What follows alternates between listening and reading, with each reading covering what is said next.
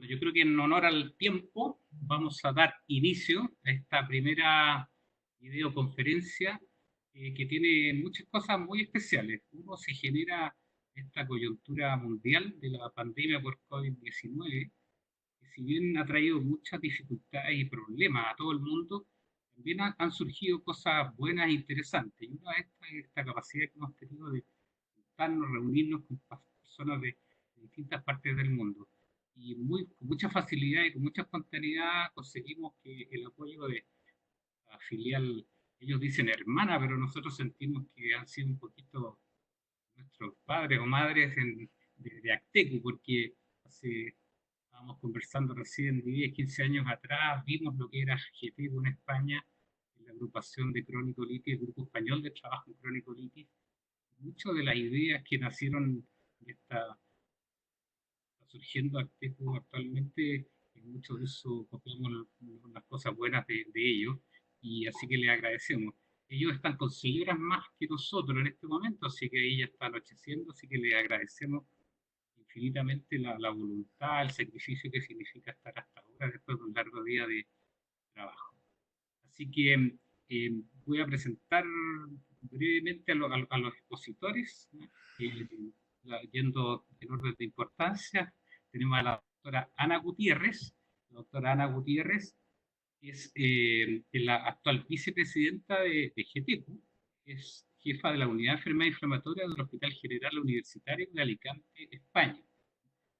Tenemos al presidente de GETECU, al doctor Manuel Barreiro da Costa, que es encargado de la Unidad de Enfermedades Inflamatorias Intestinales del Complejo Hospitalario de Santiago de Compostela, en España. Y tenemos al doctor Ignacio Marín Jiménez, encargado del área de docencia de GETECU, y él trabaja en la Unidad de Enfermedades Inflamatorias del Centro de Enfermedades Inmunomedianas, Hospital Gregorio Marañón de Madrid. Tenemos también al doctor Carlos Agüero, activo miembro de Actecu, quien participó recientemente escribiendo las normas y recomendaciones para nuestros pacientes chilenos en relación al COVID. Él es gastroenterólogo y trabaja en el Hospital Gustavo Frique de Viña del Mar. Y además trabaja en la red de salud Cristus de la Universidad Católica. También tenemos conectado al doctor Gonzalo Pizarro, actual vicepresidente de Actecu, próximo presidente en un par de meses. Él es gastroenterólogo del Hospital Barros Luco y de Clínica Las Condes. Y también tenemos en la mesa al doctor Manuel Álvarez Lobos, gastroenterólogo y también miembro de Actecu desde sus inicios y gastroenterólogo del Hospital Clínico de la Universidad Católica de Chile. Así que bienvenidos todos. Le voy a dejar la palabra para que Manuel Barreiros, Manu, por favor, presidente de GETECU, si quiere dirigirnos algunas palabras. Bueno, buenas tardes en Santiago y buenas noches en Santiago, porque yo hablo desde el otro Santiago, Santiago de Compostela, y como presidente de GETECO es un placer, bueno, pues a tener esta primera videoconferencia con un grupo hermano como Acteco. Para nosotros, GETECO, somos un grupo de más de 30 años de experiencia, con 30 años de enfermedad inflamatoria. Estamos a 3 socios de llegar a los 1000 socios, que lo celebraremos, que será para nosotros un día muy importante. Y la verdad es que preferíamos habernos unido con vosotros en otras circunstancias mejores, que vendrán después, que seguro que será el primero de muchas colaboraciones. Pero la verdad es que esto que nos ha llegado, bueno, pues la pandemia del COVID y cómo afecta a la enfermedad inflamatoria, ha sido el primer nexo para empezar una serie de colaboraciones que seguro que serán muchas. Como sabéis, en España, concretamente en Madrid, ha sido unos grandes focos mundiales y ha habido pues ha habido un gran colapso, y por eso hemos diseñado así la mesa, como un antes, durante y después de la ola. Entonces, un poco lo que os pedimos es que, bueno, pues que habrá unas preguntas que podéis hacer por el chat y que después entre todos intentaremos resolver.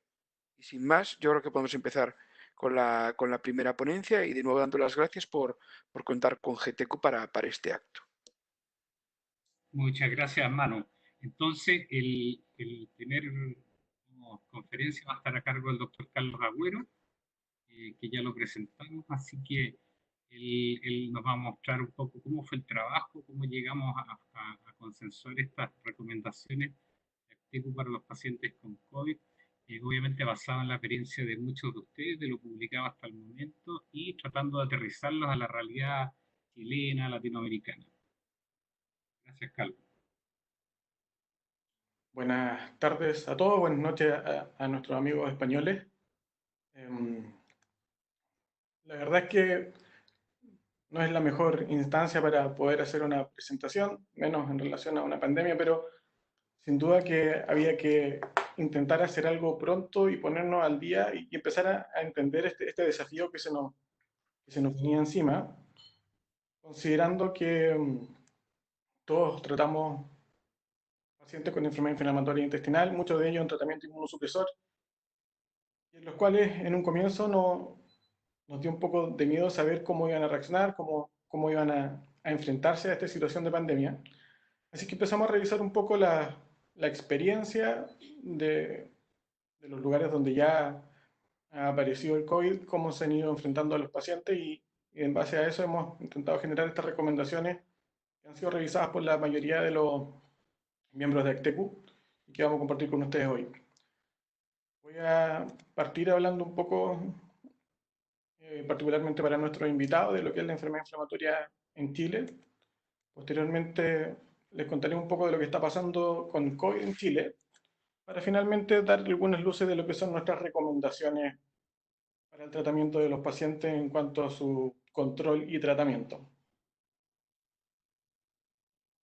En Chile la verdad es que esto es una tarea pendiente, no tenemos datos de prevalencia ni incidencia.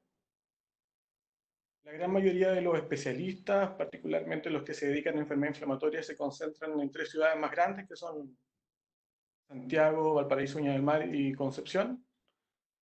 Pero sí tenemos algunas virtudes que desde hace 2 años hasta la fecha tenemos la posibilidad de que todos los pacientes, independientes de su previsión, sean del sistema público o privado, pueden acceder, bajo ciertas condiciones, al tratamiento con anti-TNF. Eso que ha sido muy beneficioso para nuestros pacientes, muchas veces se ve un poco limitado por la dificultad por la dificultad territorial que tenemos como país. Como pueden ver ustedes, es muy largo y muchas veces en los extremos no se logran las competencias necesarias para poder lograr que estos pacientes reciban sus terapias. Y eso es una dificultad que eventualmente en esta situación se puede transformar en una complicación mayor. Tenemos algunos datos importantes publicados. El grupo de Las Condes, que mostró básicamente que el diagnóstico de la enfermedad inflamatoria ha ido creciendo en los últimos años, en las últimas décadas, tal cual ha ido pasando en el resto del mundo. Y si bien es cierto, estos son datos particulares de un centro de derivación, también existen algunos otros datos donde hemos visto que el número de... estos son datos ministeriales, datos que son de acceso público, datos de todo el país, que muestran también cómo la cantidad de altas hospitalarias que se han dado durante los últimos 10, 12 años también ha ido aumentando en forma importante y en forma creciente. Entonces, si bien es cierto no tenemos datos de prevalencia ni incidencia, estamos claros de que en nuestro país, y es lo que estamos viviendo probablemente día a día, van creciendo los pacientes con enfermedad inflamatoria intestinal. Esta situación de la pandemia, y un poquito voy a hacer un resumen rápidamente, parte en diciembre, cuando empezamos a escuchar que existían estos casos en Wuhan, ¿cierto? La OMS reporta el primer caso recién el 31 de diciembre y lo asocia nuevamente a este brote en el mercado de animales exóticos. El día 7 de enero ya sabíamos que se había generado a partir de un virus, un coronavirus, que fue posteriormente identificado en relación a su secuencia genética y que fue denominado como SARS-CoV-2. El 31 de enero del 2020, la OMS genera un comunicado donde expresa una emergencia de salud pública internacional. A ese momento ya habían 9.823 casos, con 213 muertes y 20 países ya afectados. Y coincide además con el primer caso que fue descrito en España, un paciente alemán. En Chile tuvimos nuestro primer caso el 3 de marzo de este año, catalogado como el caso número 1. Ya el 11 de marzo la OMS decreta una alerta mundial con características de pandemia. A la fecha, hoy tenemos ya más de 4 millones de contagiados en el mundo, con más de 280.000 muertes. Y en Chile tenemos hoy más de 30.000 contagiados con 223 muertes, con un caso por millón de habitantes que es de 1.510, y pongo al lado la comparación con lo que es España, con 16 muertes por millón de habitantes. Sin embargo, nuestros casos van creciendo día a día y estamos probablemente ya recibiendo la ola con una fuerza más profunda de lo que veníamos viendo las semanas y los días anteriores. Como todos saben, SARS-CoV-2 produce una serie de manifestaciones a diversos rangos. La fiebre tiende a ser el síntoma, o tendría a ser el síntoma más prevalente junto con la tos. La disnea también está presente. La hepatitis ya sabemos que se puede dar hasta en un 40% de los pacientes, con elevación particularmente de transaminasas. Y sabemos también que existe, y estos son datos recientes, son de la serie chilena particularmente, donde la diarrea ha estado presente en el 7,3% de los casos, siendo mayor en estos pacientes el riesgo de hospitalización, aumentando su riesgo en un 31%, y además con un dolor abdominal que la verdad es que no ha mostrado la misma relación que la diarrea en relación al riesgo de hospitalización y también al riesgo de complejidad en el tratamiento. Sabemos que SARS-CoV-2, y esto es por estudios que se han ido sucediendo durante el último tiempo, la cantidad de evidencia que va creciendo día a día es, la verdad es que muy grande. Sabemos que los receptores de ACE se encuentran en el tubo digestivo, al igual como se encuentran en el tracto respiratorio, y se han encontrado tanto en esófago, en estómago, en duodeno y en recto. Pero lo que han descrito es que si bien es cierto el virus está presente, no necesariamente produce una inflamación visible, una colitis visible, sino que es más bien una inflamación en la lámina propia donde se pueden ver más bien macrófagos o linfocitos. Así que sabemos que este virus no solamente afecta hoy por hoy la parte respiratoria, sino que también puede afectar el sistema digestivo. Y además sabemos que por técnica de PCR, el virus se puede encontrar en deposiciones. Hay diversas ya series publicadas que varían entre el 80 y el 50%.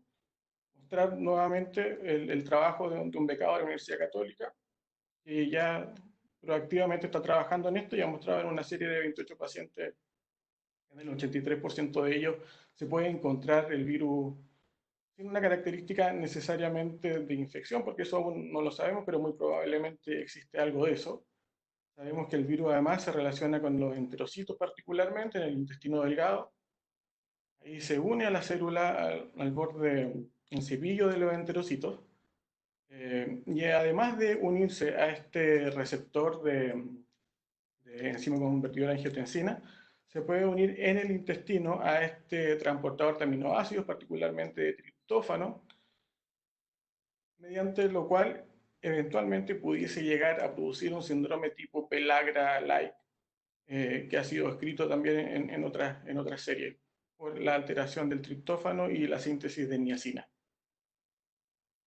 Sabemos de SARS-CoV-1 o de las especies de los virus anteriores, que pueden producir un aumento de los macrófagos en la lámina propia.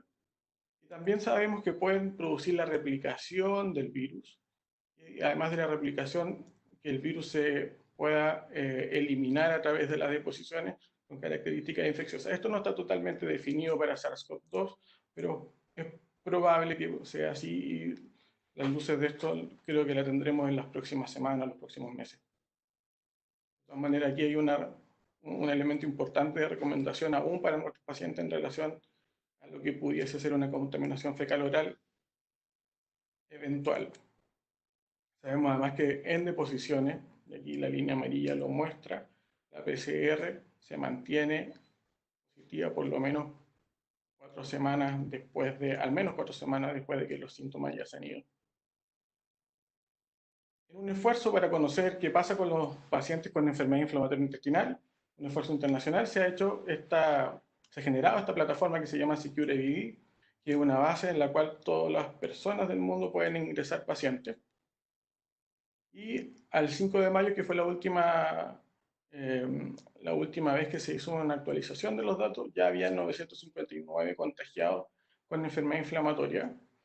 De ellos, el 33% había requerido hospitalización y de 37 de ellos habían tenido resultados de muerte en relación a su cuadro. Levemente mayor en relación al Crohn versus la colitis ulcerosa. Y en relación a los datos de prevalencia, podemos ver que de incidencia siguen una curva muy similar a lo que vemos en nuestros pacientes.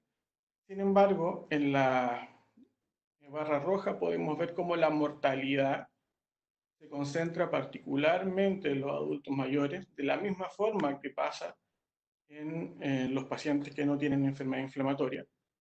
Y en esta corte vemos que 207 pacientes del total tienen más de 60 años y de este grupo, el 78% de la mortalidad en enfermedad inflamatoria está concentrada en este grupo, en los mayores de 60 años.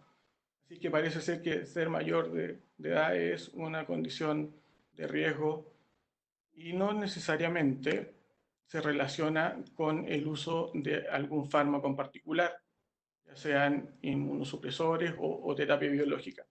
Aquí podemos ver cómo en relación a los medicamentos hay una distribución bastante uniforme en relación a cada uno de ellos y ninguno en particular parece ser o generar un riesgo mayor directamente.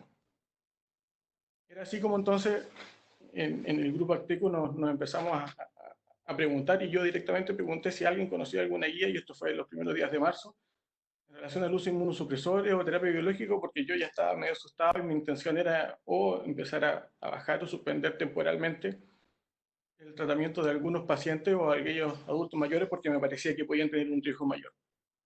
Y ahí empezamos a trabajar, la verdad, y empezamos a revisar las guías entre todos y nos dimos cuenta que en realidad mi primera intención, sin ninguna duda, estaba errada y empezamos a generar nuestras guías y a generar nuestros consensos. Nos dimos cuenta, además, como una de las primeras cosas, y quizás lo más importante de nuestra tarea, era empezar a educar a los pacientes. Muchas veces hacemos estas reuniones, nos vemos entre nosotros, pero descuidamos un poco la relación con los pacientes y una de las primeras cosas que intentamos hacer fue generar unas recomendaciones para ellos. Sin duda, tener un tratamiento inmunosupresor, haberles dicho muchas veces que ellos tienen más riesgo de infecciones y que aparezca esta situación de pandemia puede generar una situación de estrés importante. Hay algunas experiencias hechas en China donde, por ejemplo, a los pacientes se les educó proactivamente en relación a lo que debían hacer durante la situación de pandemia, al aislamiento social, a las medidas de prevención, y ninguno de ellos, independiente del N bajo que puede tener este grupo, tuvo infecciones al momento de haber cerrado el estudio, digamos.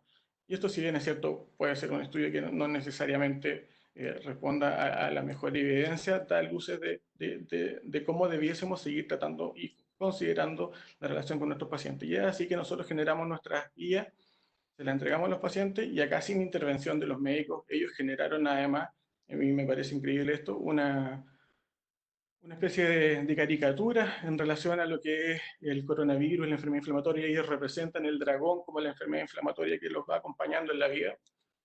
Y en esta caricatura además muestran ellos cómo utilizar la mascarilla, lo que significa el aislamiento social, cómo lavarse las manos, cómo ir desinfectando las diferentes superficies.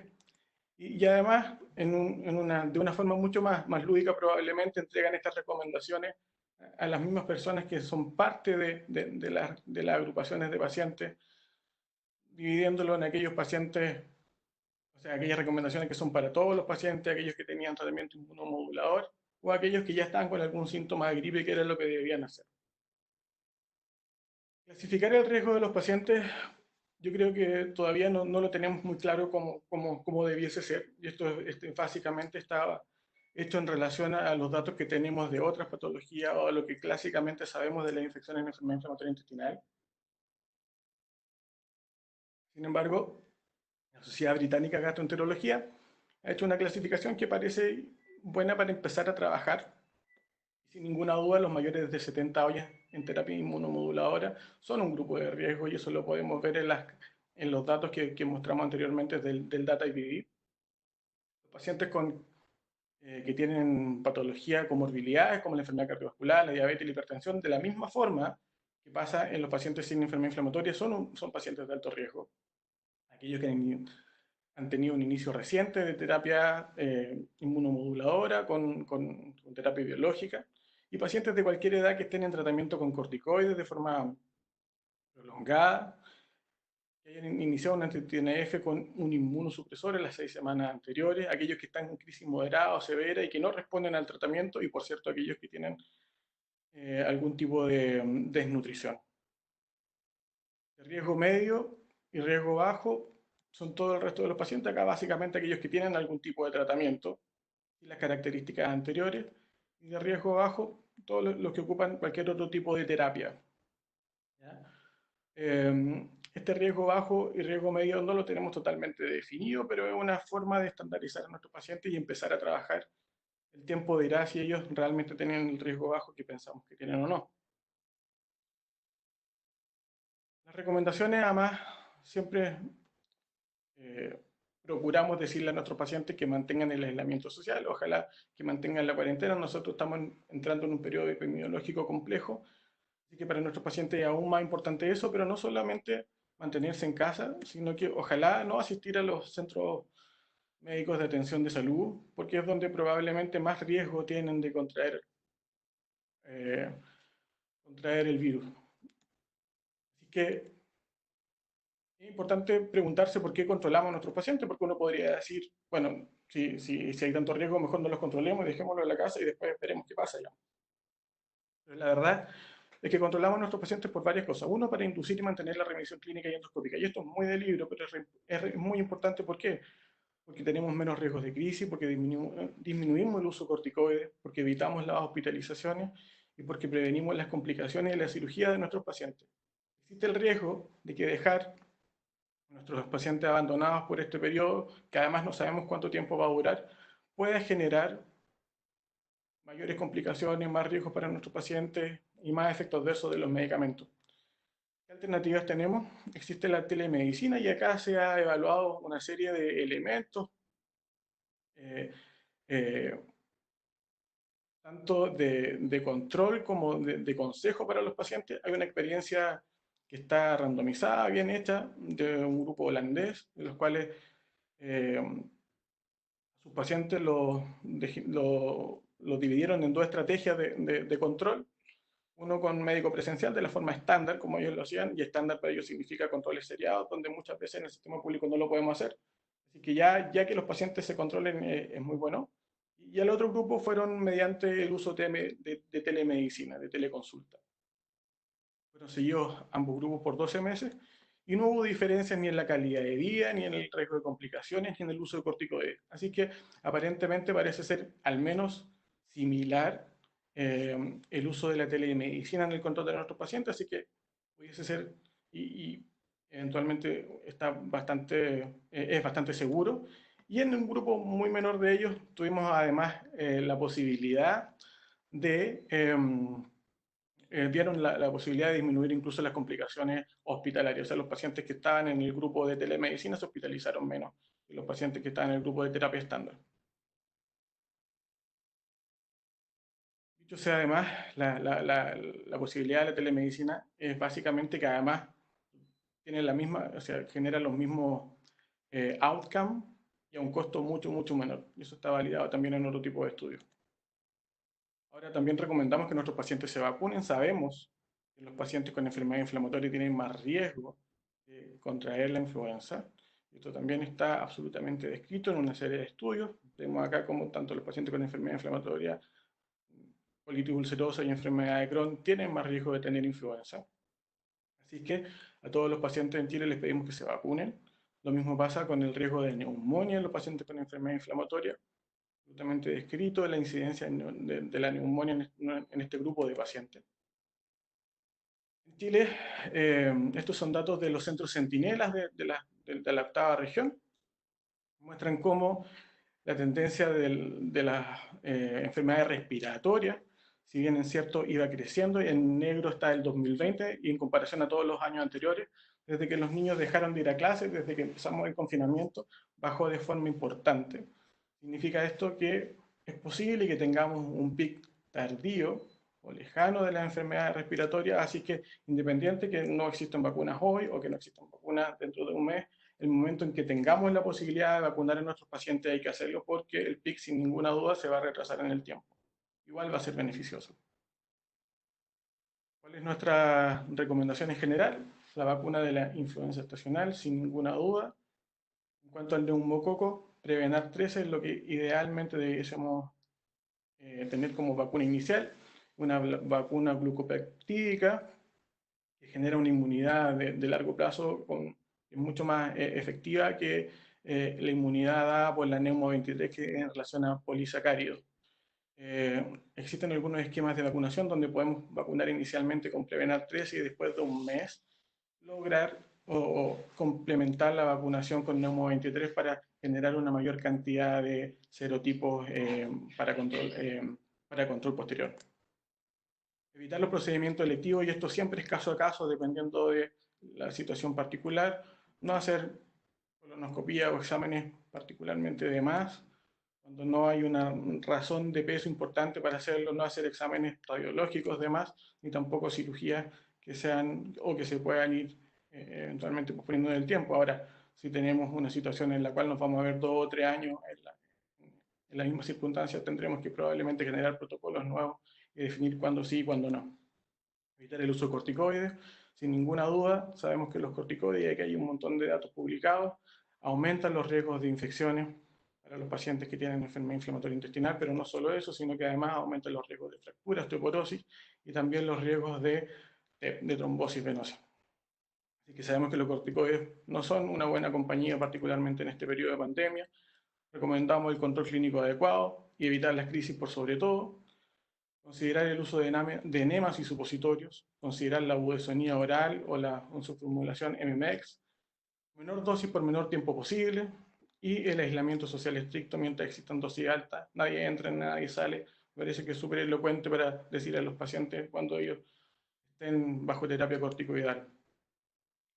¿Qué pasa cuando nuestros pacientes tienen enfermedad inflamatoria? Hay mayor riesgo, debiésemos suspender las terapias.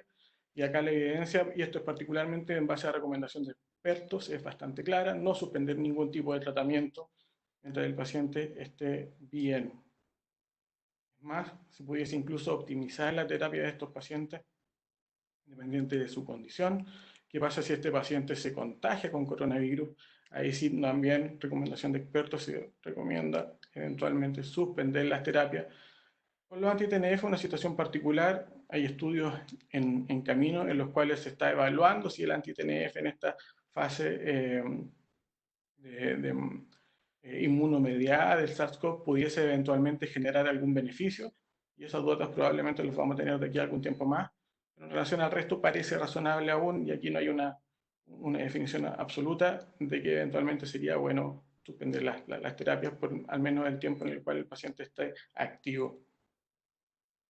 ¿Qué pasa cuando el paciente se mejora? Aquí ya no sabemos tanto. Algunos guías recomiendan reiniciar la terapia 21 a 30 días después por mejoría clínica. Algunos están proponiendo, por ejemplo, generar control con PCR negativo, control con IgG positiva para poder reiniciar la terapia. Y aquí probablemente estos son parte de las respuestas que vamos a necesitar cuando la ola ya se vaya. Mensajes finales.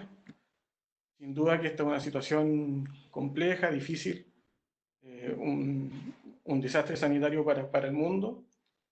COVID-19 en este contexto es para nosotros un desafío para quienes nos dedicamos a la enfermedad inflamatoria intestinal, pero también es una oportunidad de mejorar. Creo que nuestros procesos clínicos eventualmente se pueden ver incluso beneficiados a través de implementar estas nuevas formas de conexión con nuestros pacientes. De pronto esto podemos estar más cerca de ellos.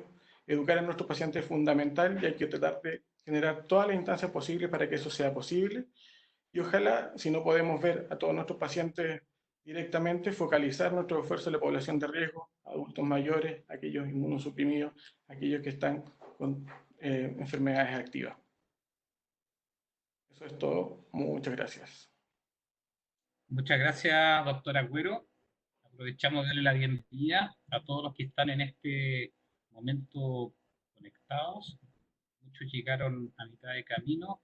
Les comento que ya hay más de 100 personas participando de este webinar, así que les agradecemos su tiempo. Les recuerdo que hay un chat donde pueden ir haciendo sus preguntas. Al final de las 3 charlas vamos a tener un tiempo para conversar bastante, pero algunas cosas las podemos ir respondiendo en el camino. No olviden que al ingresar a la plataforma les pregunta que tienen que activar su cámara, que lo realicen dice Code Using Computer. Así que si por ahora no hay ninguna pregunta en el chat, no sé si alguien del grupo quiere hacer algún comentario mientras se prepara el doctor Ignacio Marín, que es gastroenterólogo de Madrid, del Hospital Gregorio Marañón. Así que no sé si del panel alguno de los comensales, mientras se prepara Nacho, quiere comentar algo. Tienen que activar su micrófono los del panel porque están inactivados. Sí. Buenas tardes. Paso ya a la presentación. No, digo, Jaime, que nos ha llegado alguna pregunta, pero yo creo que las van a responder vosotros, entonces, si no las hacemos al final, porque las estoy viendo yo, que vamos a lo mejor responderlas al final, o sea que continúa. Vamos entonces, sigamos. Dale. En Chile a todos, buenas noches desde España. Un placer participar en esta webinar, aunque sea por un motivo tan poco positivo como es este. Os voy a contar la experiencia de nuestro hospital, nuestra experiencia real en el Hospital Gregorio Marañón en Madrid, y os voy a contar lo que a mí me hubiera gustado que me hubiese contado un médico chino pues hace ya un par de meses, si hubiera sido posible, ¿no? Un médico chino que hubiera podido hablar con sinceridad, que no sé si siempre los médicos chinos están permitidos hablar así, ¿no? Antes de nada, en España ha habido 3 olas. Ha habido la gigante o la mediana o la pequeña. No todas las regiones de España han tenido la misma afectación por el coronavirus. Desgraciadamente, en Madrid ha sido una de las zonas de más incidencia de la enfermedad, donde empezó la gran ola, que luego se extendió a diferentes regiones y donde hemos tenido que lidiar de alguna manera pues, con el problema en su máxima magnitud, ¿no? En esta gráfica salen los casos diarios diagnosticados de coronavirus en nuestro país. Como veis, la ola ya parece que está bajando. De hecho, hoy mismo se ha empezado en diferentes zonas de España, ha empezado la fase 1 de desescalada, es decir, hay regiones de España que ya se van a abrir para el uso se están abriendo a actividades que hace 2 días no estaban permitidas, ¿no? Porque son zonas donde ya se registran muy pocos casos y donde hay camas de UBI perfectamente disponibles. ¿Cómo lo hemos hecho, cómo hemos intentado bandear el problema en el Hospital Gregorio Marañón entre los meses de marzo y abril de este año? Pues primero explicaros, nuestro hospital es un hospital terciario del centro de Madrid, es uno de los hospitales más grandes de Madrid y de España. Atendemos una población de más o menos 700.000 habitantes. Es un hospital altamente especializado en casi todas las especialidades son de referencia a nivel nacional y disponemos de camas para ingreso para 1.300 pacientes. Este dato es importante para que sepáis la magnitud del problema que ha supuesto en nuestro centro. Fijaos también cómo la evolución ha sido rapidísima. Esta es la portada de uno de los periódicos más leídos a nivel nacional, El País, donde el día 5 de marzo sale como una noticia secundaria cuál es la afectación el problema, la carga de problema del virus en España. Y fijaos, 9 días más tarde, el 14 de marzo, el gobierno declara el estado de alarma durante 15 días que se ha ido posponiendo, se ha ido prolongando hasta este momento y todavía seguimos con el estado de alarma. ¿Qué ha ocurrido con los pacientes en nuestro hospital? Pues fijaos a final de marzo, principio de abril, hemos llegado a tener un pico de casi 1.100 pacientes ingresados por COVID en nuestro hospital. Os recuerdo la cifra que teníamos una capacidad en el hospital de 1.300 pacientes, 1.100 han sido pacientes COVID, es decir, hemos sido hospital casi 100% COVID durante varias semanas, ¿no? Con lo que ha implicado para el resto de las patologías. No solo eso, sino este es un dato que yo creo que es más dramático y más claro, ¿no? En el pico de días de ingreso hemos tenido ingresos de casi 300 pacientes en el mismo día por esta enfermedad, en la máximo momento de máxima agresividad de la ola, ¿no? Esto para cualquier cálculo se escapa de toda lógica el cómo podemos manejar en un hospital 300 ingresos diarios por esta patología, ¿no? Las muertes, aquí recogí una cifra que teníamos hace más o menos un mes, 200 pacientes. A día de hoy no os puedo decir la cifra actual, pero sí que esta ha sido una enfermedad que ha tenido un impacto tremendo en la mortalidad de los pacientes atendidos en nuestro centro.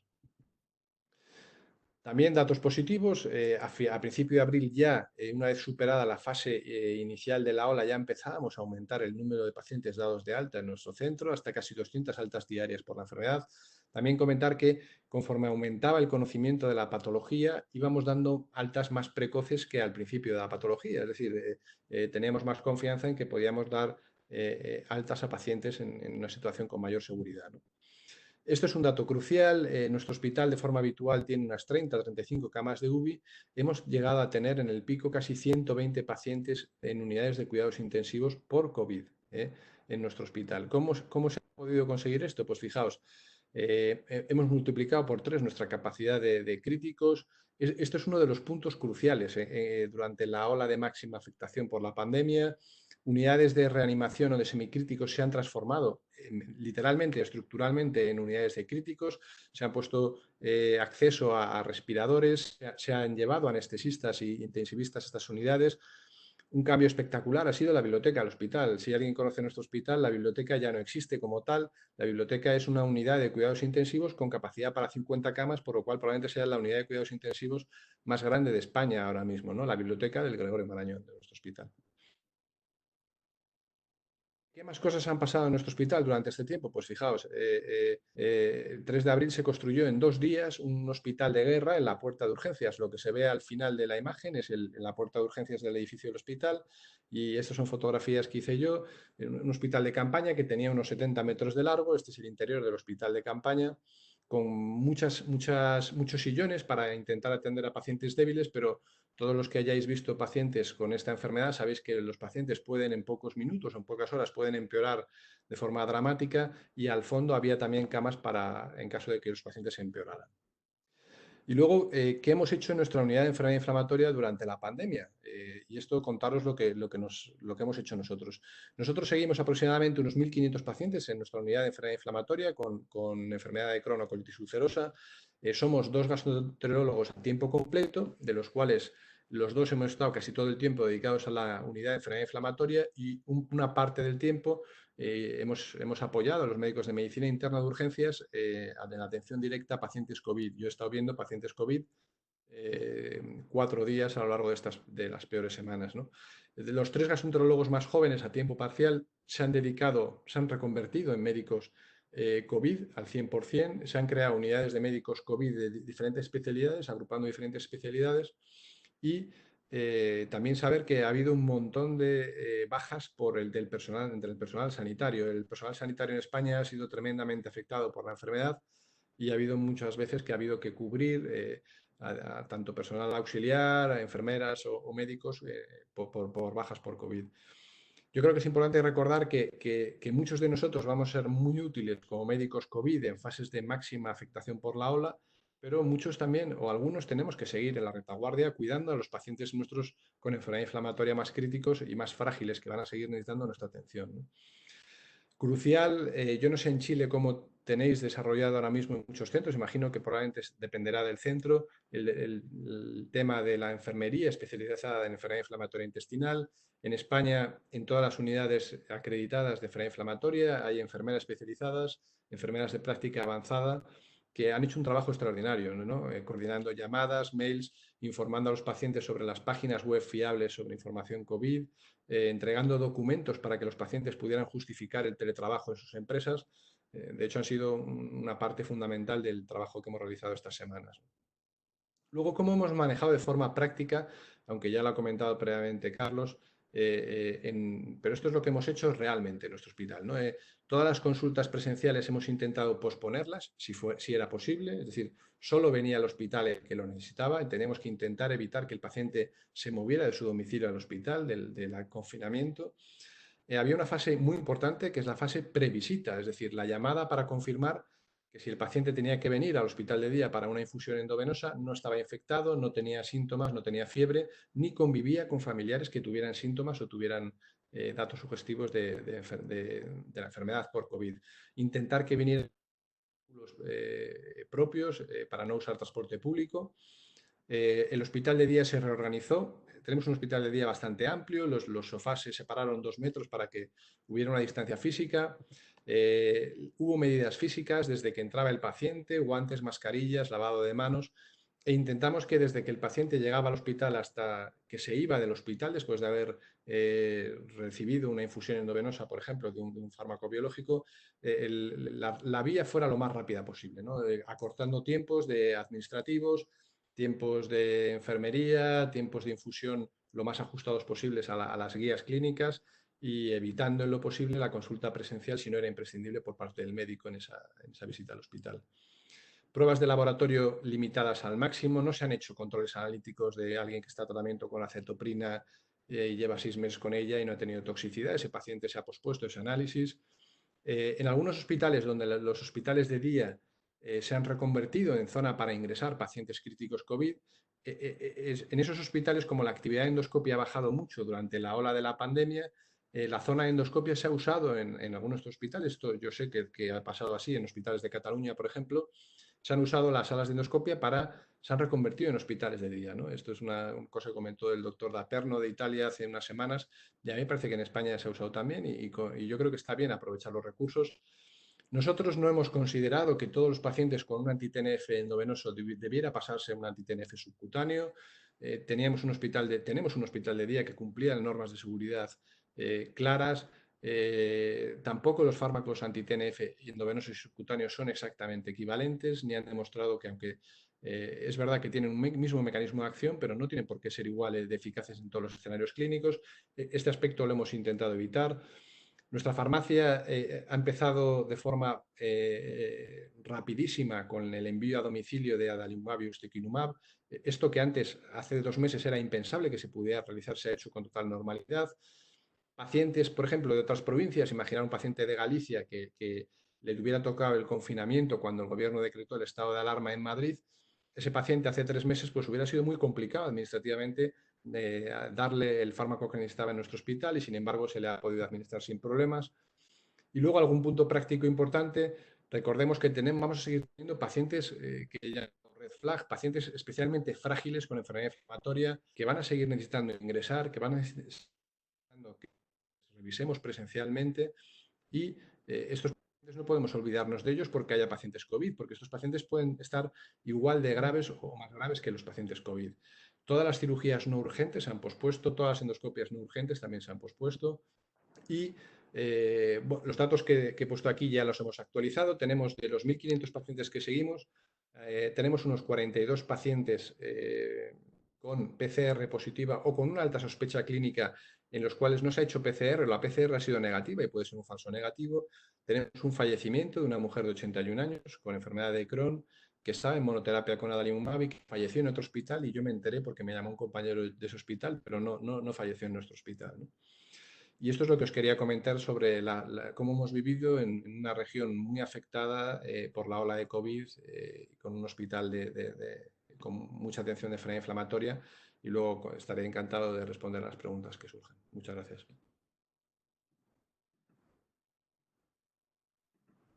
Muchas gracias, Ignacio.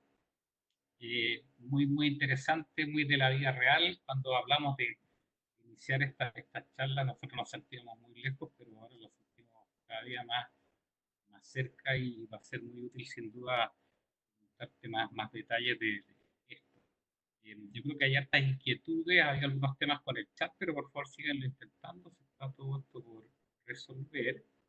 Y yo creo que vamos a dejar un tiempo mayor para preguntas al final. Entonces, a continuación va a presentar la doctora Ana Gutiérrez. La doctora Ana Gutiérrez nos va a hablar del qué pasa después de la ola. Ojalá que llegue ese tiempo. Estamos ansiosos que estemos todos aquí para conversarlo.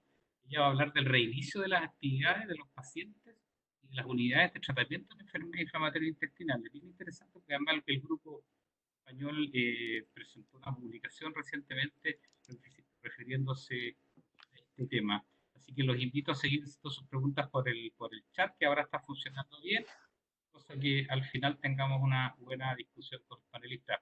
Adelante, Ana, muchas gracias. Muchas gracias, Jaime.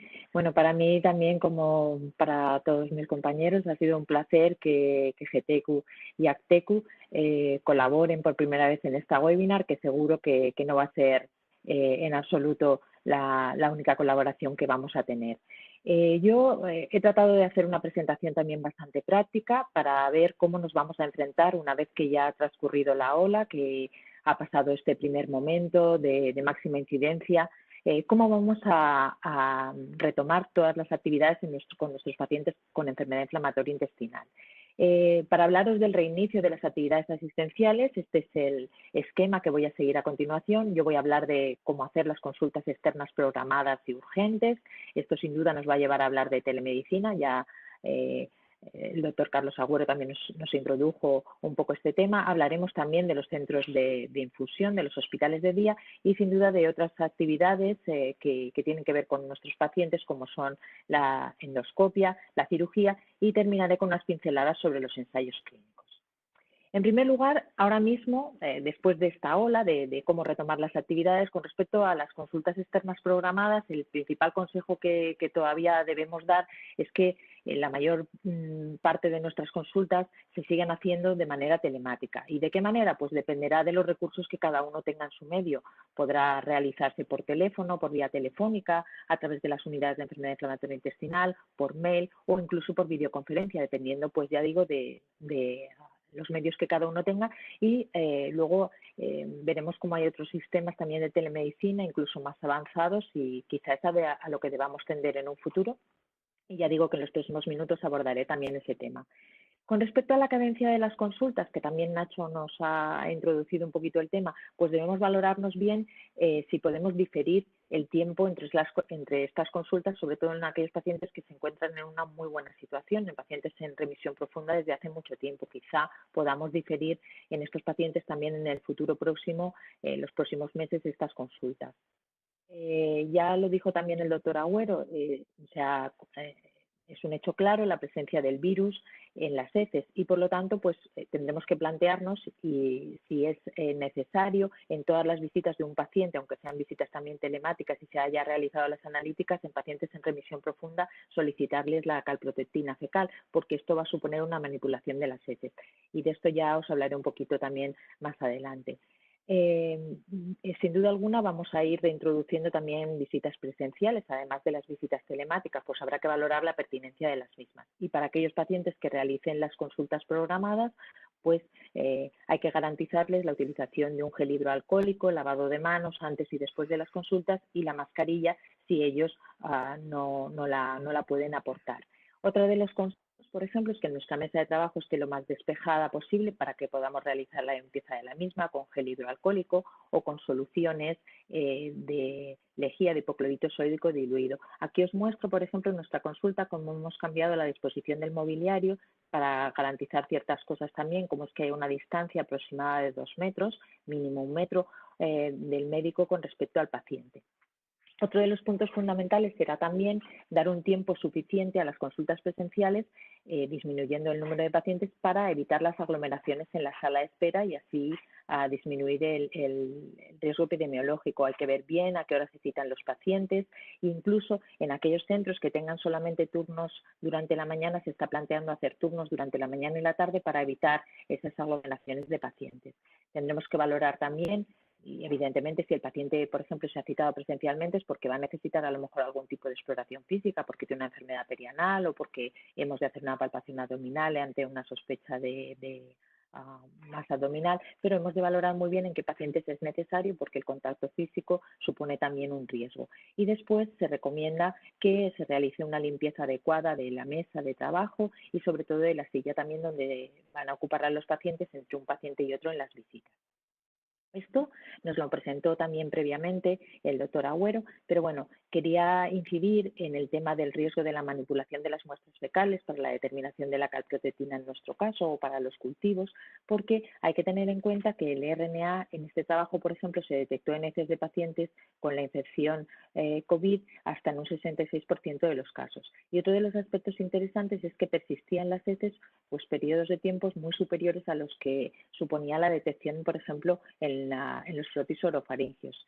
Y aunque esto no se ha visto que pueda tener relación con la presencia o no de síntomas gastrointestinales o con la gravedad de la infección COVID, sí que plantea la posibilidad de una transmisión fecal-oral y en este sentido tendríamos que tener en cuenta que si podemos minimizar la petición de estas calprotectinas para casos muy seleccionados, ya digo, de pacientes en situación de remisión profunda durante mucho tiempo, pues es algo a plantear.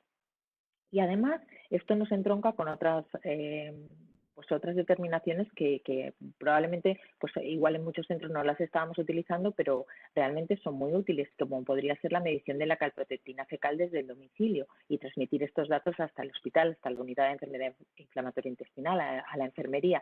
Hay varios dispositivos que ya se han ensayado en algunos estudios y que son muy sencillos, con que el paciente tenga un smartphone y se descargue la app, con una pequeña muestra de heces en su casa, pues se realizan estas determinaciones que son determinaciones cualitativas. Y, por ejemplo, pues os pongo esta información, este estudio que se publicó de una manera reciente y que nos da bastantes datos, porque claro, lo que nos planteamos es, esta calprotectina realizada desde casa, por ejemplo, es fiable porque supondría que el paciente no ha de traer las heces al hospital, no se tendrían que manipular. Pues bueno, en este estudio concretamente, que hacían bastantes mediciones, hasta 169 medidas, se vio que la correlación que había intraclase entre las determinaciones que se hacían en el hospital con ELISA y la calprotectina domiciliaria era buena. Existía, eso sí, una cierta tendencia a que los valores de calprotectina eran superiores en la calprotectina hecha en el hospital con respecto a la calprotectina medida desde el domicilio.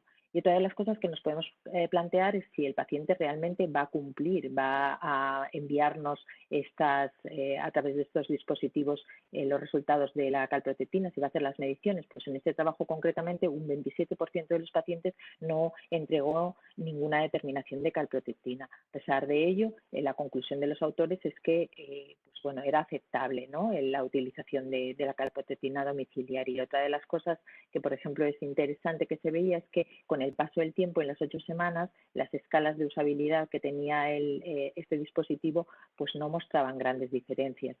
Y había algunos datos también curiosos, interesantes, por ejemplo, que el cumplimiento fue mejor en mujeres y cuando la enfermedad inflamatoria era menos grave. O sea que esta es otra alternativa que podremos valorar en un futuro, pues para evitar la manipulación de las heces o que el paciente tenga que venir al hospital a traérnosla.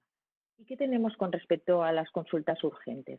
Pues evidentemente, por las características de la enfermedad inflamatoria intestinal, estas consultas son frecuentes y se van a seguir produciendo. Pero para ello tenemos este papel fundamental que desempeña la enfermería en las unidades de enfermedad inflamatoria intestinal. Desde la enfermería se va a hacer un cribado del motivo de consulta y vamos a intentar resolverla telemáticamente, pero si esto no es posible, de nuevo hay que recordar que hay que intentar ajustar bien las citas y citar a los pacientes, por ejemplo, en áreas del hospital donde haya menos aglomeración de pacientes, no en áreas de hospitalización o en el hospital de día o centro de infusiones, sino más bien en la zona de las consultas externas. Y tanto para las consultas urgentes como para las consultas programadas, pues debemos recomendar a los pacientes que intenten acudir solos, sin acompañante, y en caso de necesitar un acompañante, pues que sea una persona por debajo de los 50, 60 años y sin comorbilidades para que también se exponga menos. Valoremos también otras circunstancias que nos pueden permitir minimizar el número de visitas. Por ejemplo, prever si le vamos a pedir al paciente un estudio microbiológico de heces, pedirle que ya las traiga para que no tenga que hacer una nueva visita al hospital, o bien también aprovechar esa consulta urgente para hacerle una extracción analítica. Con respecto a las consultas urgentes, también, y esto lo ha nombrado el doctor Marín, es muy importante hacer una anamnesis, una toma de temperatura al paciente cuando llegue al hospital, y hay que tener en cuenta que algunos de los síntomas de la enfermedad inflamatoria intestinal son en absoluto distinguibles respecto a los síntomas de COVID. Si se establece una sospecha clínica fuerte de infección COVID cuando el paciente ha venido a nuestras consultas, pues lo derivaremos para toma de una muestra de PCR. Y también con respecto a la telemedicina, pues yo quería compartir con vosotros datos que la verdad es que nos hacen sentirnos orgullosos porque son el trabajo de una de nuestras compañeras de la Junta de GTECU, de la doctora Aguas, que trabaja en el Hospital de la C de Valencia, y la verdad es que es una auténtica líder en telemedicina, y ella en su hospital ha desarrollado una plataforma web que se denomina TECU y de la cual ya existen publicaciones, y es un sistema también de manejo telefónico, de manejo telemático de los pacientes con enfermedad inflamatoria intestinal y además pacientes complejos. Esto lleva una trayectoria de aproximadamente 10 años y se ha conseguido hacer aprovechando recursos que había en su hospital de una unidad de telemedicina general de todo el hospital, y se empleaba para el control de pacientes crónicos.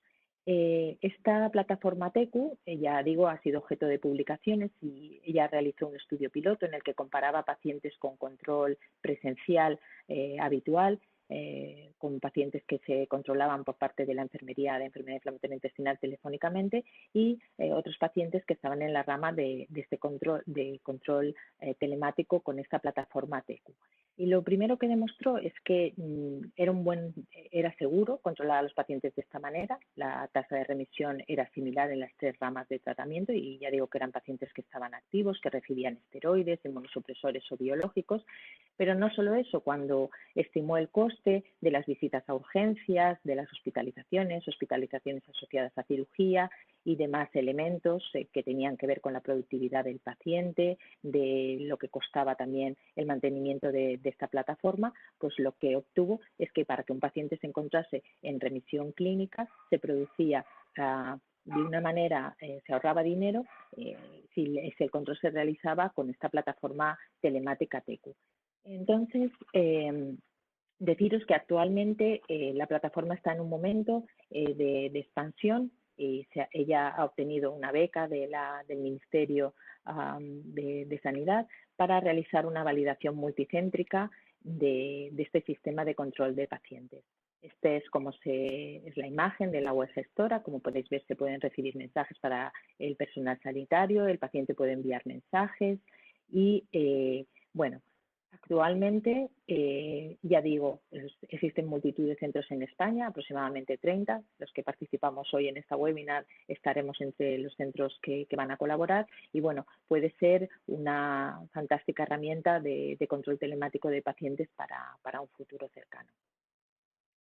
Bien, ¿y qué hay con respecto a los hospitales de día o los centros de infusiones? Pues como comentaba el doctor Marín, no solo durante la ola, sino en el periodo posterior hay que intentar mantener estas circunstancias, como hemos hecho previamente, colocando los sillones a 2 metros de distancia, y si esto no es posible porque hay un elevado número de pacientes, pues hay que establecer turnos probablemente para intentar garantizar estas circunstancias en estos pacientes, que muchos de ellos pues están inmunosuprimidos. Además, hay que suministrarles mascarillas y guantes y realizar una limpieza profunda de los sillones, de las salas, de las zonas comunes, como pueden ser el aseo, porque son zonas en las que se va a producir una elevada concentración de pacientes. Lo mismo les vamos a recomendar que siempre que sea posible acudan sin acompañante, y de nuevo las unidades de enfermedad inflamatoria intestinal con sus enfermeras harán una fantástica labor de control telemático de adherencia a los tratamientos. Hay una serie de aspectos con respecto a los cambios de fármacos que ya se han apuntado en las charlas anteriores y que yo quería destacar, y es que, por ejemplo, el cambio que se puede plantear o se podría haber planteado de infliximab a adalimumab en pacientes con enfermedad inflamatoria intestinal, pues no nos parece recomendable, porque datos de este estudio que se publicó hace años mostraban que pacientes que estaban estables, en este caso enfermos de Crohn, durante 6 meses con infliximab, cuando eran cambiados a adalimumab, pues lo que ocurría es lo que podéis ver en estas gráficas, que aquellos pacientes en los que se realizó el switch de infliximab a adalimumab, pues había un porcentaje mayor de pacientes que tuvieron que interrumpir precozmente el tratamiento por intolerancia o por ineficacia, y también el porcentaje de pacientes que conseguían estar estables al final de las 54 semanas era inferior en el grupo de adalimumab con respecto al grupo de infliximab. Sin embargo, actualmente, con respecto a infliximab biosimilar, ya tenemos datos de una formulación subcutánea. Y os presento aquí sencillamente las gráficas que presentó el doctor Benorín en el último congreso de ECO en febrero en Viena. Y como podemos ver en este estudio, cuando se hacía el switch de pacientes que hasta la semana 30 habían llevado tratamiento intravenoso con el infliximab biosimilar, cambiaban a la rama subcutánea cuando eran comparados con pacientes que desde el principio, aparte de las 2 dosis de inducción que eran intravenosas, en la semana 30 habían llevado el tratamiento subcutáneo. Pues como podéis ver, los principales endpoints de respuesta clínica, de remisión clínica y de curación mucosa fueron similares, o sea que puede ser una alternativa el cambio de infliximab biosimilar intravenoso a subcutáneo para aquellos pacientes que tengan muy difícil el acudir a los hospitales a recibir el tratamiento. Y avanzando con respecto al tema de las endoscopias, ha habido webinars, ha habido recomendaciones específicas de endoscopia publicadas recientemente, pero yo me voy a centrar en la endoscopia en enfermedad inflamatoria intestinal. Y os pongo aquí datos de esta publicación, que es una publicación de opinión de expertos.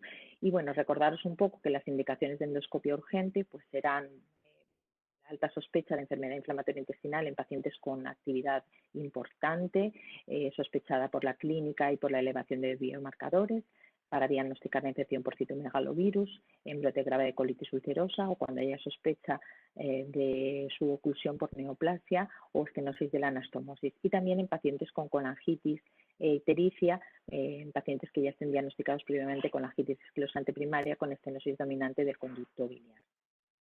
Ya empezaremos a tratar de una manera programada pues otro tipo de pacientes. Por una parte, pacientes con brotes leves o moderados, para excluir citomegalovirus, screening de cáncer colorectal en pacientes que tienen un riesgo incrementado, como son pacientes con antecedentes de displasia, con colangitis esclerosante o antecedentes familiares de cáncer colorectal, o también para resecar pólipos en pacientes que los tuvieran diagnosticados en endoscopias previas. Y también para circunstancias de sospecha clínica de diagnóstica de enfermedad inflamatoria intestinal, pero en este caso con datos de actividad leve o moderada. Y podríamos posponer en esta endoscopia programada hasta 3-6 meses otras circunstancias que son menos urgentes, menos relevantes, como la recurrencia posoperatoria dentro del primer año en pacientes con calprotectina fecal normal o con sospecha de puchitis leve, y también para comprobar la curación mucosa en pacientes que llevasen más de 6 meses de terapia biológica. Y ya en el último grupo, a ir citando, y se podrían posponer más de 6 meses, estarían pacientes en remisión clínica en los que realizamos la endoscopia para decidir el stop de un fármaco biológico cuando se ha producido una sospecha de brote, pero que por pruebas de laboratorio no hemos podido confirmarlo, o en situación de screening de cáncer colorectal en pacientes que no tengan ninguno de esos factores de riesgo que hemos comentado previamente y que no hayan tenido inflamación histológica en las 2 últimas colonoscopias previas de screening. Con respecto a la cirugía, lo mismo, ha habido webinars, ha habido publicaciones en general de cirugía de aparato digestivo, pero yo me voy a centrar en la cirugía en enfermedad inflamatoria intestinal, para recordaros que bueno, las circunstancias de cirugía urgente no son discutibles: la perforación, la hemorragia digestiva, megacolon tóxico, brote grave de colitis, refractaria a terapia médica o acceso perianal, y ya será cuestión de determinar el momento adecuado a través de un equipo multidisciplinar en otras circunstancias, como la displasia en pacientes con colitis ulcerosa de larga evolución, colitis por Crohn refractaria a terapia médica y en otras circunstancias de suboclusiones de intestino delgado. En cuanto a las recomendaciones que han hecho los expertos en cirugía, también en esta publicación con respecto a la cirugía en enfermedad inflamatoria intestinal, pues las recomendaciones son las mismas que para el resto de cirugías de aparato digestivo, testar el SARS-CoV a todos los pacientes antes de la cirugía, pero si no se dispusiera de este test rápido de PCR, se recomienda un TAC torácico, y si no se dispusiera de ninguna de las dos circunstancias anteriores, en ese caso considerar que el paciente es positivo a la hora de las medidas de prevención en el acto quirúrgico. Y mi última diapositiva y mis últimas palabras son para los ensayos clínicos. Podríamos pensar que quizá no estamos en el mejor momento para enrolar pacientes en un ensayo clínico, pero os digo que hemos de plantearnos también una serie de cosas, como que para algunos pacientes es la única posibilidad terapéutica y si no reciben ese fármaco dentro de un ensayo clínico, pues quizá el paciente tenga que sufrir una cirugía, que también es una situación de riesgo, o pasar por un nuevo ciclo de corticoides que ya sabemos que también se asocian con una evolución desfavorable en caso de contraer la infección. Por otra parte, tenemos que tener en cuenta, eso sí, una serie de aspectos, como que va a ser más difícil realizar las endoscopias dentro del ensayo clínico y debemos intentar discutir con los sponsors el disminuir en la medida de lo posible toda la burocracia del ensayo clínico y que todas aquellas visitas que puedan serlo se realicen de manera telemática y que tengamos en cuenta que podemos vernos en la necesidad de abrir la rama ciega de tratamiento ante un paciente que contraiga la infección COVID. Y esto era básicamente lo que yo os quería contar. Muchas gracias por vuestra atención. Muchas gracias, Ana. Excelente presentación, Ignacio, Carlos. Creo que tenemos una visión bastante completa y global del antes, el durante y el después. Dentro de lo que podemos predecir en una enfermedad nueva, ¿cierto? Es una cosa que está en continuo cambio y es por eso que no tenemos información sólida y estamos basándonos bastante en opinión de expertos, que es lo que queremos. Le agradecemos al público algunas preguntas que nos han estado llegando, así que sin más, Gonzalo, tú tienes una de las primeras preguntas para el panel. Activa tu micrófono.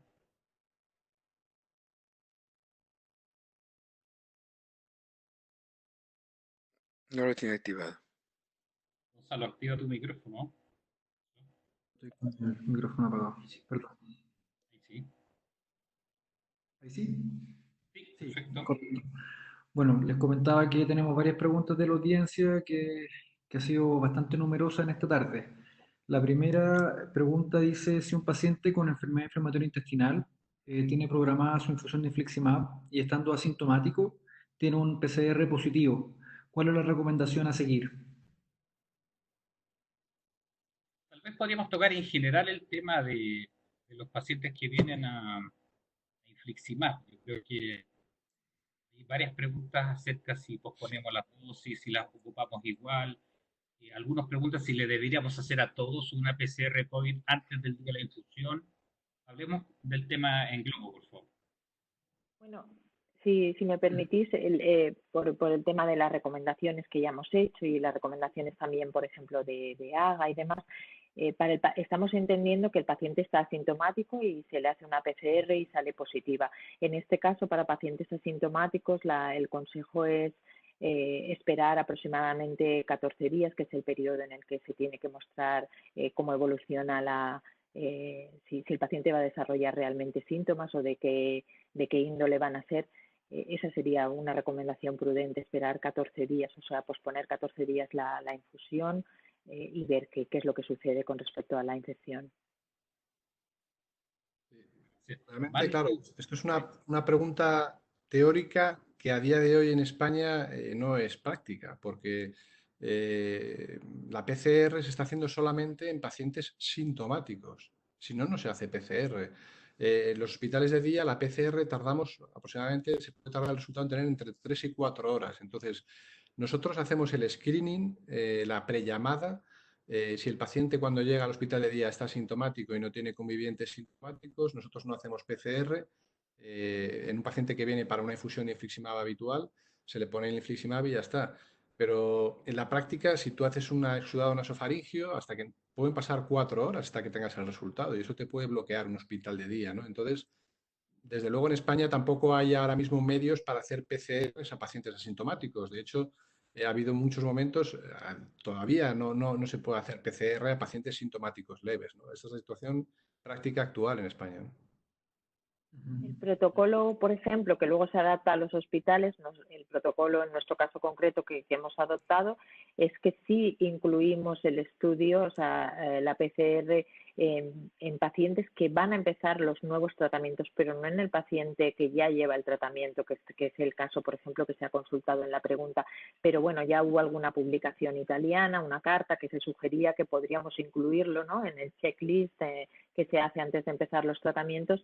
Y bueno, y es una sugerencia, pero tiene que funcionar de esta manera. O sea, he hecho la PCR, por ejemplo, nosotros lo hemos establecido de esta manera para que esté hecha 48 horas antes del día que el paciente tiene que empezar el tratamiento.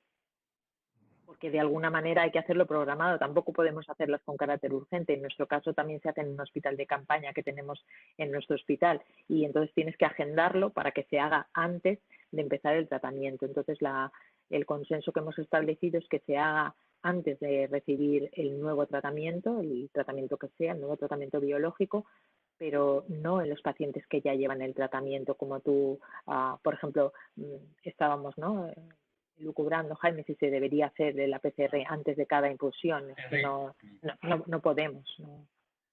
Pero en el paciente infectado, esa es una de las grandes dudas, ¿no?, que hemos tenido todos, ¿no? En el paciente que ha estado infectado y que ahora está asintomático, necesitamos antes de la siguiente dosis de una PCR negativa. En algunos hospitales como el mío hemos llegado al consenso de que sí, que vamos a pedir una PCR negativa antes de tal, pero en muchos no, por lo que me ha comentado Nacho en Madrid, no podéis pedirla, ¿no?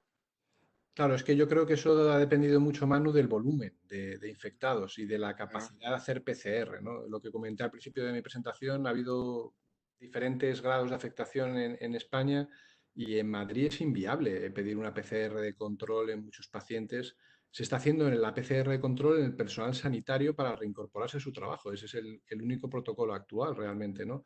Pero no hacemos PCR de control en los pacientes. Y de hecho, muchos de nuestros pacientes que hemos dado como COVID positivos son sin PCR, pero con unos síntomas muy claros de COVID o que han convivido con un paciente con PCR con COVID positiva. Correcto. Y otro punto importante, Eso, Manuel, dale. Sí.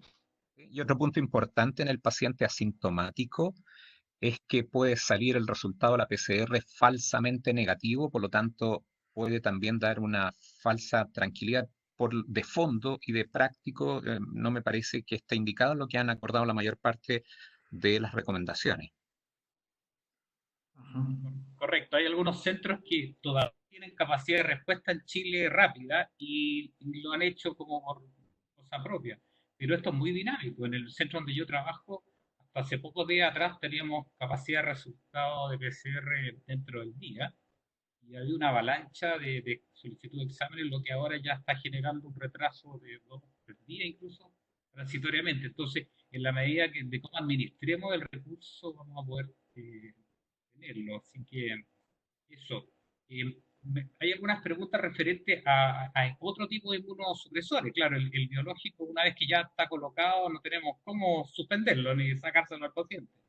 Pero algunos preguntan acerca de si vale la pena suspender, por ejemplo, azatioprina, metrotrexato en un paciente ya infectado, sea sintomático o no, porque claro, en alusión a que algunos de estos fármacos igual tienen una latencia en bajar su efectividad.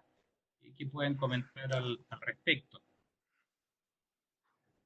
Nosotros estamos recomendando suspenderlo en nuestro hospital. En esto, yo creo que a día de hoy, no solamente en esta pregunta, en general, es mucho más lo que no se sabe del COVID que lo que se sabe. Se sabe poquísimo y es muy posible que en pocos meses y en pocas semanas tengamos que ir cambiando de actitud. Nosotros, ante la duda, hemos tomado la actitud prudente. Si el paciente estaba en remisión, aunque casi todos están en remisión clínica de su enfermedad, en tratamiento inmunosupresor, hemos parado temporalmente el tratamiento inmunosupresor, hemos seguido al paciente que nos vaya contando cómo van sus síntomas, si empeorara la enfermedad inflamatoria intestinal y en ese caso tomar alguna medida concreta, pero estamos parando el tratamiento inmunosupresor si el paciente tiene datos de COVID. No esperamos a que se ponga muy malo el paciente porque en esto, en algunos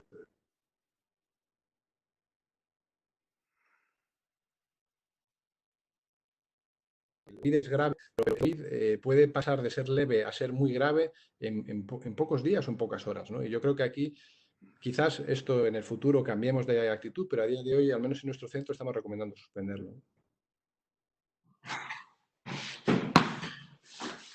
¿Alguien opina distinto? ¿Quiere complementar? Yo quiero complementar un poco. La verdad es que se suspende el tratamiento inmunosupresor y lo que dicen la recomendación de expertos es que probablemente no haya mucha injerencia porque sabemos que las vías medias de estos medicamentos es bastante más amplia. Sin embargo, sí puede tener un efecto en la recuperación del paciente. Las tiopurinas, por ejemplo, disminuyen la funcionalidad de los linfocitos TCD4. Entonces, los linfocitos son muy importantes para que el paciente logre recuperar una funcionalidad normal, con una inmunidad competente, y mantener las tiopurinas pudiese retrasar ese proceso en particular. Así es que mi impresión es que sí, hay que suspenderlos todavía, es lo prudente, y mientras no tengamos más datos claros de lo que va pasando en estos pacientes, no hay una nueva orden, digamos. Nuestro centro, en los pacientes COVID positivos con biológicos, con inmunomoduladores, el acuerdo que hemos tomado es suspenderlo hasta que no se recupere y en ese paciente pedimos que su PCR, que previamente era positiva, por supuesto, se negativice antes de reiniciarlo. Parece haber mucho consenso en eso. O sea, pacientes que ya tenemos diagnóstico, es muy razonable atenderlo hasta que esté absolutamente recuperado. Bueno, en esto de la PCR, solo un pequeño comentario, porque tenemos experiencia de pacientes que eran PCR positiva, compañeros nuestros, luego han sido PCR negativa y cuando se ha repetido la PCR semanas después han vuelto a ser positivos. Sí. O sea que la PCR, yo creo que todavía nos queda mucho por aprender. Estoy de acuerdo que es una medida prudente, pero tenemos varios compañeros que son nuestros compañeros médicos son los que más PCRs nos hemos hecho, sobre todo los que han sido positivos. Y tengo varios compañeros que han sido PCR positiva, luego PCR negativa y luego PCR posterior positiva, porque se ha bajado el umbral de detección. Que no sabemos muy bien todavía cuál es la carga viral del umbral de detección que realmente es el relevante en esta enfermedad. Y esto es un dato crucial, ¿no?, para cualquier enfermedad, ¿no? Hay una pregunta que yo creo que podemos responder todos, que es sobre, bueno, pues qué países contribuyen voluntariamente con sus datos a la plataforma SecurIBD. Yo creo que todos, ¿no? Los países es totalmente libre, ¿no? Todos, yo por lo menos nosotros hemos metido nuestros pacientes, que además también hemos tenido un fallecido, vosotros habéis metido. Lo que sí, el último dato que yo creo que lo revisasteis alguno de vosotros hoy, es que España era el segundo país tras Estados Unidos con más casos introducidos, incluso más que Italia, ¿no? Pero yo creo que es una plataforma totalmente libre y aparte, bueno, pues de acceso bastante fácil, ¿no? Yo creo que, no sé si queréis completar algo sobre esta plataforma, pero es una de las preguntas que han comentado. Sí, solo motivar a los chilenos a registrar sus pacientes. Estamos en el mapa, pero hay un caso, o sea, con nombre y apellido, que comienza con Patricio Ibáñez, que registró a su paciente. Ojalá que todos los demás sigan su ejemplo. Otra pregunta que Además, solo como comentario, por ejemplo, es que como los datos están completamente anonimizados del paciente, que no hay ninguna manera de identificación de los pacientes, no se requiere que el paciente, o sea, se firme ningún tipo de consentimiento informado ni nada en este sentido. O sea, es que son una serie de datos básicos que sobre todo tienen que ver con los tratamientos que recibía el paciente, el tiempo de evolución de la enfermedad y luego la evolución que ha tenido el paciente. Y yo creo que, bueno, yo lo estuve también revisando hace más o menos una semana y desde España creo que aproximadamente había 88 casos introducidos. Ahora he visto las últimas cifras porque cuando yo la consulté creo que había 850 y ahora las cifras que nos ha puesto el doctor Agüero eran de 900 y pico, ¿no? Estarían como en 100 pacientes más, o sea que va creciendo rápidamente. Yo quería hacer una pregunta a nuestros amigos españoles respecto a cuando un paciente es del personal de salud, ya sea un médico, una enfermera, kinesiólogo, un recepcionista que está en la primera línea y está con terapias biológicas, está con antiintegrina o con algún Jaquinib, si en ellos le dan alguna recomendación especial a un paciente de usted, kinesiólogo, que esté trabajando con pacientes coronavirus en su centro, alguna recomendación especial a eso, lo envían a casa, lo mantienen en el trabajo sabiendo su alto riesgo o no, ¿qué recomendación le han hecho cuando alguno de sus pacientes que nos toca con cierta frecuencia a nosotros, médicos, colegas, kinesiólogos, cuál es la conducta de ustedes? Bueno, en nuestro hospital, nuestro consejo ha sido que estos pacientes se pongan en una segunda línea, ¿no?, de batalla, ¿no? Ha habido siempre, en todo momento está más o menos claro, más o menos definido, aunque luego ha habido zonas en teoría limpias de COVID, donde ha habido casos de COVID, ¿no? Pero intentar recomendar que este personal se quedara en una segunda línea de atención al paciente COVID. Pero ha sido sorprendente la respuesta de muchos compañeros nuestros que han rechazado esta opción y que voluntariamente han querido seguir manteniéndose en primera línea, a pesar de que teóricamente por su tratamiento de base han estado expuestos a un potencial mayor riesgo de peor evolución de la infección. Hemos recomendado la adaptación del puesto laboral, hemos hecho muchísimos informes, yo creo que vosotros también, ¿no? Ha habido, lo que estás contando, Nacho, es una realidad, pero también es cierto que había gente que, dependiendo del tipo de trabajo que hiciera, sí que nos ha solicitado informes y en ellos pues se hacía la recomendación de adaptación del puesto laboral, si era posible readaptarlo a teletrabajo, y en algún caso ha habido algún paciente que ha tomado la baja porque esto era completamente imposible. Pues no sé, gente que trabajaba en el SAMU en ciertas circunstancias un poco concretas y que estaban en comboterapia, que había que entender que por ejemplo, ¿no?, esas circunstancias pues implicaban un mayor riesgo. Para los chilenos la baja es cuando le dan una licencia, lo envían a casa, eso es lo que significa Sí. la baja, se saca de su puesto de trabajo y se le envía a su domicilio. Sí, así ha sido cuando era completamente imposible readaptar el puesto de trabajo pues a unas circunstancias que tuvieran menos riesgo, como señalaba Nacho, sí. Otra de las preguntas que han hecho acá los participantes en línea tiene respecto con el partir tratamiento biológico, anti-TNF, anti-integrina, anti-interleuquina, anti-JAK, en pacientes que no están cursando con una crisis grave o pacientes que están cursando con una crisis grave que sabemos que no podemos hacer otra cosa. ¿Cuál es su experiencia? ¿Cómo lo han podido manejar? Ahora, tangencialmente hablaron de siempre tener una PCR antes de partir un nuevo tratamiento, pero quizá un poquito más explayarse en eso. Perdona, ¿puedes repetir la pregunta otra vez? No la he entendido bien. Pacientes que van a iniciar tratamiento biológico, ya sea con un anti-TNF o con anti-interleuquina o anti-JAK en el contexto de la pandemia.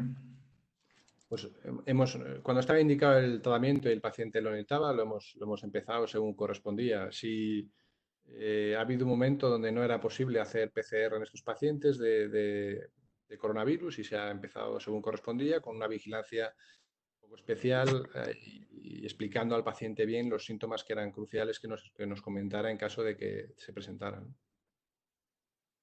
Perfecto.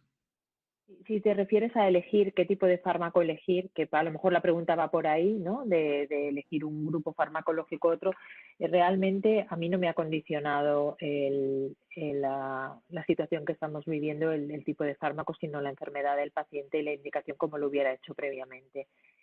Luego tenemos datos ya analizados por fármacos de Ryan, del doctor húngaro, del Secure IBD, y no parece, quitando los corticoides, que haya diferencias en el resto en el estudio multivariante que tienen, que haya diferencias entre los grupos farmacológicos. Ajá. Gracias. Nosotros Pregunta para Carlos Agüero, ¿no? Sí. Manu, ¿iba a decir algo también? No, lo comentaba después. Digo que nosotros en GTQ también vamos a hacer un estudio con nuestra base de datos en EIDA, un estudio que precisamente Nacho es uno de los líderes, ¿no? El doctor Marín, un estudio, bueno, pues mucho más completo, donde sí que vamos a ver cómo influyen a medio, a corto plazo los inmunosupresores y todo tipo de cosas estudio mucho más complejo, basándose en nuestra base que tenemos de 60.000 pacientes. También esperemos que de pronto resultados distintos porque van a ser totalmente complementarios, porque nosotros tenemos, de cada paciente tenemos todas las variables introducidas. Manuel Álvarez. Carlos, ¿Mm? quería preguntarte por qué tú piensas ahí, nos mostraste que hay más riesgo de infección para Crohn que para colitis ulcerosa. ¿Hay algún argumento ahí que tú nos pudieras comentar esta gráfica que nos mostraste ahí del trabajo ahí que ha sido probablemente por todos leído? El- no hay una explicación en particular que explique más riesgo de infección en uno u otro grupo. Los datos son, todavía yo creo que preliminares. Y la diferencia no es tan importante, digamos, son menos de 5 o 10% de casos. No me atrevería a visorar que esto se mantuviera en el tiempo. Mi impresión es que los pacientes con Crohn están más cerca en general de los grupos de salud y probablemente son pacientes a los cuales estamos más atentos habitualmente. Entonces, yo creo que falta un poco para definir eso. Y no sé si hay realmente un evento fisiopatológico particular que lo defina. Gracias. Quiero hacer una pregunta yo, ¿puedo? ¿No? ¿Puedo? Sí. Pero no le cuenten a nadie que hice esta pregunta, por favor. Eh, Fisiopatológicamente, bueno, muchos de los pacientes que mueren o pasan por cuadros graves de COVID es por esta tormenta inflamatoria, esto de interleuquina y todo. En su experiencia, que ya han visto pacientes con inmunosupresores, con terapia biológica, y parece que la mortalidad en nuestro grupo no ha sido tan alta como pensamos. ¿Podría haber un factor protector de la tormenta grave inflamatoria en nuestros pacientes? No estoy recomendando que tratemos los COVID con infecciones, pero ¿cómo lo han visto ustedes? Sin duda, ¿no? Esto que comentas es muy interesante. COVID no mata el virus en sí muchas veces, sino que es la reacción del cuerpo frente al virus lo que te mata, ¿no? La reacción, excesiva reacción inflamatoria, ¿no? Esto que comentas ya se está estudiando. Hay estudios en marcha con anti-TNF para el tratamiento de pacientes graves críticos con COVID. El tocilizumab, una antiinterleuquina 6, ya se está usando para el tratamiento de pacientes críticos con COVID, que todavía no tenemos un ensayo en condiciones, ¿no? para avalar su uso, ¿no? Pero sí que se está usando. Los corticoides a dosis altas en bolos se están usando en la práctica en muchos centros para pacientes cuando ya han desarrollado el cuadro de esa tercera fase de infección por el virus, donde se desencadena la tormenta o el proceso, la sobreproducción inflamatoria, ¿no? A mí me parece que puede ser que nuestros pacientes, algunos de ellos, estén protegidos, y por eso yo creo que es fundamental el estudio que ha comentado antes el doctor Barreiro, ¿no? Vamos a hacer un estudio de casos y controles, porque nos podemos llevar a la sorpresa de que nuestros pacientes con inmunosupresión, con ciertos fármacos, no solamente no tengan mayor riesgo, sino que pudieran incluso estar protegidos, ¿no? Pero todavía no lo sabemos eso. Yo creo que un aspecto interesante, bueno, es que es un aspecto trascendental que se ha visto en toda la población general en la infección COVID, es la edad. Y es una cosa que puede estar influyendo, ¿no? En que hay que tener en cuenta que nuestros pacientes son pacientes jóvenes. Y sí que es verdad que la mortalidad en el global estaba en un 4%, pero bueno, en el multivariante, por ejemplo, en el Secure IBD, los datos que han compartido del estudio multivariante, claro, la edad es un factor predictivo, y para la población por encima de 80 años, la mortalidad en nuestra población de enfermedad inflamatoria intestinal, en datos de cerca de 800 pacientes, estaba en un 26%, o sea que la comorbilidad, el uso de los corticoides y la edad eran los factores predictivos de mala evolución. O sea que visto en su conjunto es un 4%, pero porque muchos de los pacientes con enfermedad inflamatoria intestinal son pacientes jóvenes. Entonces era fundamental esto, lo que decíamos, ¿no? El estudio de casos controles para ver por grupos de edad también con y sin inmunosupresión cómo se comportaban. Ana, solo yo creo las últimas preguntas, debemos considerar que son las 12 de la noche en España. Así que hay un par de preguntas que son de interés médico acerca de a qué atribuyen ustedes el alto porcentaje de funcionarios del área sanitaria infectados. no tenemos acceso a los elementos de protección personal adecuados, nos creemos inmunes a todo, y después el anuncio. Y lo otro que nosotros por lo menos tenemos poca experiencia en telemedicina, entonces alguien pregunta qué consejos nos darían en los poca experiencia en telemedicina como para hacerlo de buena forma ahora que lo estamos implementando de forma muy rápida.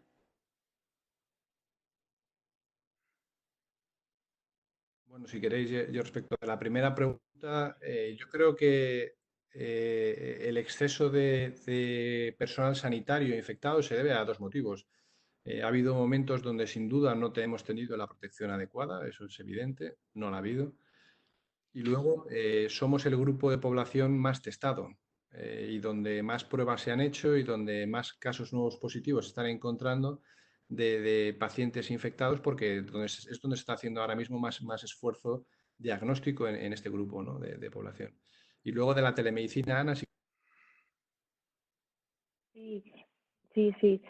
Bueno, de la telemedicina realmente en la mayor parte de centros de nuestro país se realiza por vía mail y por vía telefónica. Lo que os presentaba de este proyecto, que la verdad es un proyecto pionero, ¿no? El proyecto de la doctora Aguas del Hospital La Fe, la verdad es que ahora yo creo que cobra más relevancia que nunca. Y bueno, a través de este ensayo clínico de utilización de esta plataforma que os mostraba, ¿no?, de esa web gestora y demás, ellos lo tienen integrado en ese hospital, ya está integrada con su sistema informático de las historias clínicas, pero en el ensayo clínico, el resto de hospitales, a través de un link accederemos, ¿no?, y será controlado por las enfermeras de las unidades de enfermedad inflamatoria intestinal, y yo creo que el futuro va por ahí, por sistemas de telemedicina incluso más avanzados que, aparte que el tema de las llamadas telefónicas que siempre han funcionado y vamos, que es una herramienta fantástica, pero queremos ir un paso más allá, ¿no? Como puede ser estos sistemas de telemedicina avanzados o lo que os mostraba también de la CalPro. Yo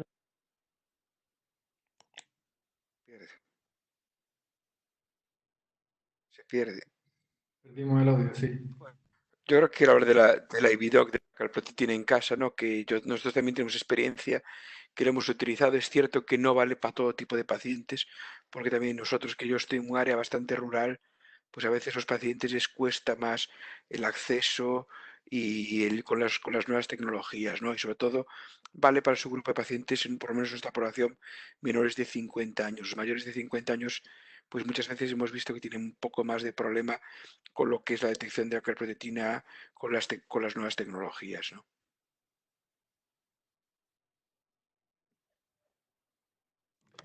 Me gustaría hablar de un poco de la telemedicina. Nosotros no tenemos mucha experiencia en telemedicina, pero yo desde hace algún tiempo he estado investigando en relación al tema. Presentamos alguna vez un FONI hace como 6 o 7 años, un proyecto de investigación que no nos ganamos, pero pudimos ganar experiencia en realidad en entender un poco el proceso. Y la verdad es que la telemedicina es mucho más que la consulta directa entre el doctor y el paciente. Se puede utilizar eh, quizás no indiscriminadamente, no es para todos los contextos ni todas las situaciones clínicas, pero sí tiene un valor probablemente muy importante, y ahí es donde hay que buscar el espacio particular en la enfermedad inflamatoria, que es en el control de los pacientes. De pronto el control de las complicaciones, el control de los efectos adversos de los medicamentos, y en los pacientes que están estables, de pronto no es necesario que asistan a sus centros médicos, a sus centros de IVD para seguir sus controles, sino que de pronto esto se puede hacer de forma remota, y esto sin ninguna duda reduce costos, porque eso ya está absolutamente comprobado, y mejora eventualmente la adherencia también a los tratamientos.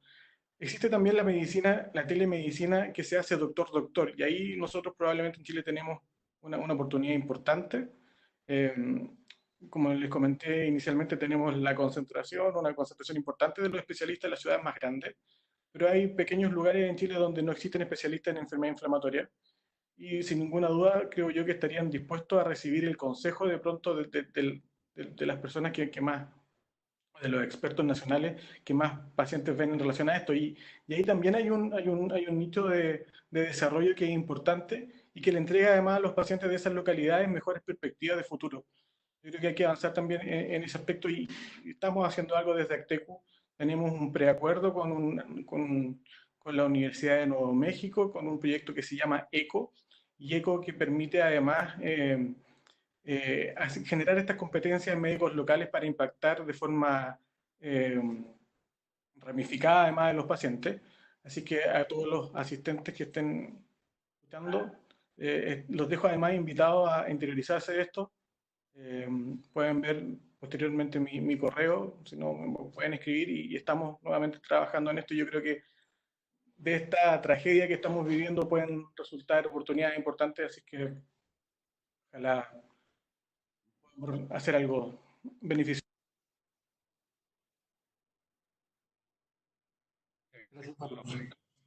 Bueno, como les decía, estamos en el tiempo. Yo creo que no usamos más de nuestros invitados que están ya trasnochando bastante.